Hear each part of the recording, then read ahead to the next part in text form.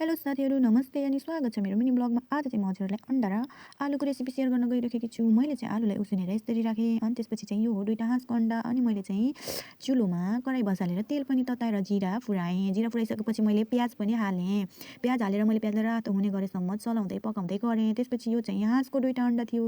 दुईटा अन्डाले मैले चाहिँ 7जनाको तरकारी पकाउँदैछु। कसरी त हजुरहरूले हेरेर थाहा पाउनुहुनेछ।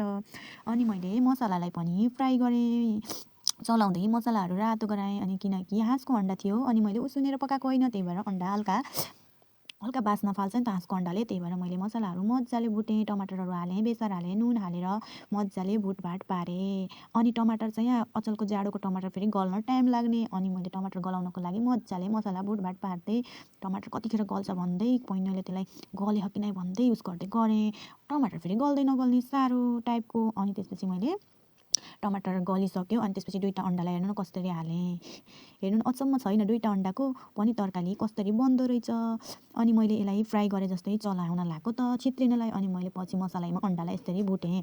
भुटिसकेपछि चाहिँ मैले आलुलाई हालेँ। आलु हालेपछि मैले चलाएँ, आलुलाई चलाएँ, अन्डा र आलु गरेर चलाएपछि मजाले हेर्नु कति राम्रो देखेछ, खाम खाम जस्तो होइन। हजुरहरूलाई कस्तो लागेको छ? मलाई त एकदमै मिठो लागेर मैले चाहिँ खाएँ है साथीहरू, धेरै नै।